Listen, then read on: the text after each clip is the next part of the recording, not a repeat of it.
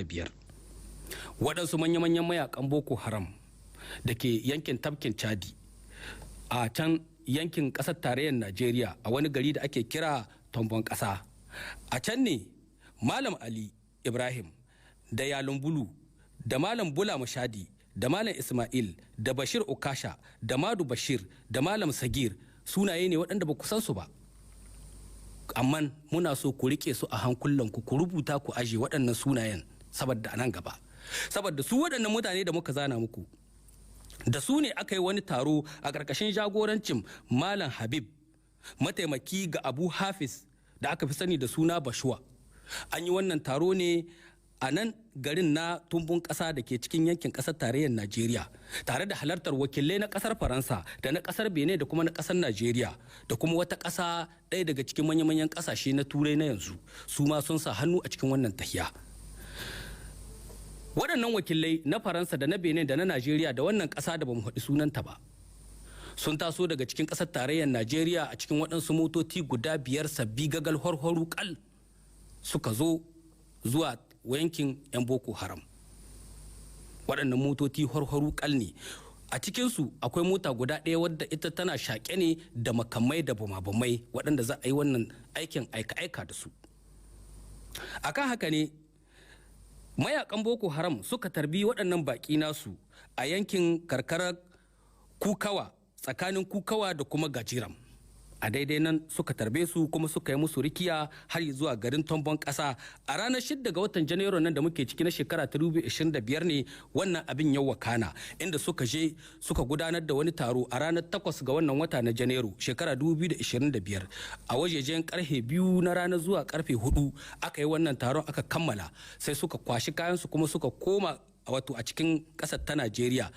Cikin motoci guda 2 suka koma suka bar ma 'yan boko haram motoci guda 3 da wannan mota mai bumabumai da muka shaida muku.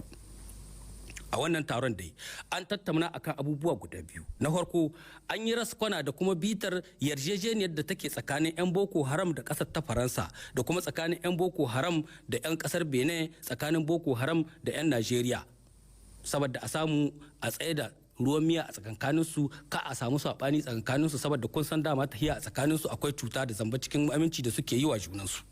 Amma a wannan karo an yi wannan bitar saboda kowa ya san matsayinsa. Bayan haka sai suka yi kokari kuma aka tattauna akan wannan hari na bumabumai da ake so a kawo Nijar saboda kawo hargitsi da yamuci a cikin kasar nan tamu. A nan wurin an yi tsari guda 2. Tsari na farko shine kasar faransa ta ba da odar cewa ya kamata a yi amfani da watan ramadana, wata mai tsarki na azumi, a lokacin da al'ummar nijar suka mai da hankali ga ibada ga allah. To a lokacin ne ya kamata a yi kokari a kai waɗannan hare-hare. Na farko sun ce ya kamata a yi tanadi kwakwara ta yadda za a iya shigowa a kutso nijar ba tare da al'ummar nijar sun gane wani abu ba. Waɗannan 'yan ta'addan da kuma kasar ta faransa da waɗannan wakilai na kasar benin da najeriya su ne suka yi wannan tsari. Wannan tsari abu na farko da ya kamata ku gane a cikin shi shine suna so su kai hari ne na bumabumai akan bututun mai na kasar nijar saboda su tarwatsa shi. Idan suka yi haka to za su karya tattalin arzikin kasar nijar. In suka karya tattalin arzikin a wani ɗaya ɓangare kuma suna da goyon bayan wasu 'yan kasuwa mai nahikai waɗanda ake son a haɗa kai da su a tsada da rayuwa a Nijar, a kawo tsawwala farashin kayayyaki a cikin watan azumi ta yadda 'yan Nijar za su kasa yin watan azumi a cikin wadata da walwala. Wai suka ce idan aka yi haka to al'ummar Nijar za ta tunzura su tashi su ce su ba su yarda ba da wannan majalisa ta ceton ƙasa, ba su yarda ba da wannan mulki na soja. Haka suka tsara, haka suke bukata a yi a cikin watan ramadana.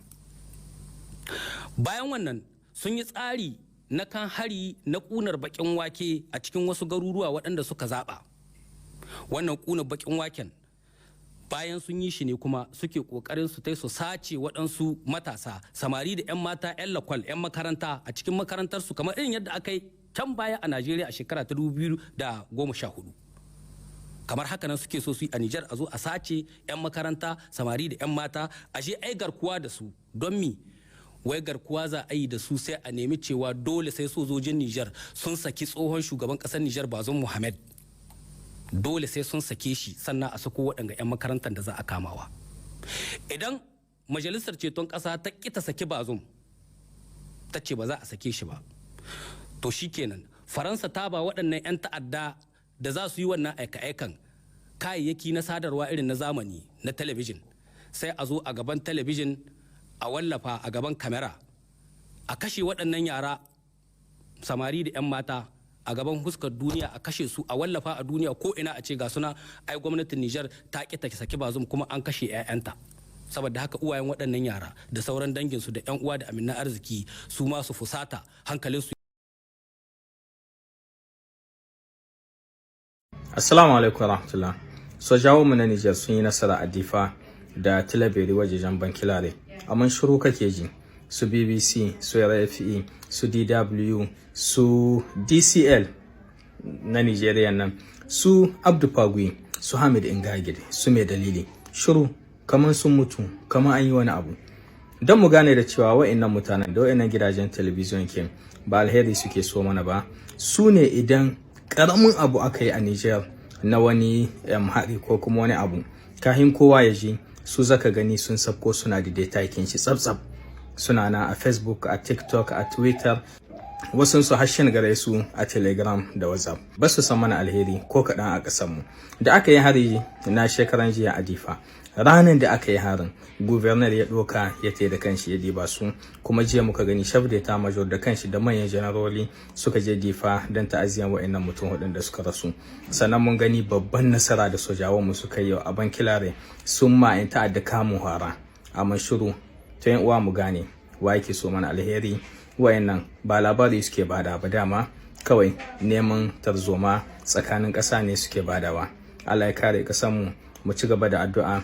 Allah ya tona musu asiri da ba su son mana ƙasa, kuma Allah ya gyara wannan tafiya ta mu bi iznillah cikin kwanciyar hankali. Allah ya samu dace.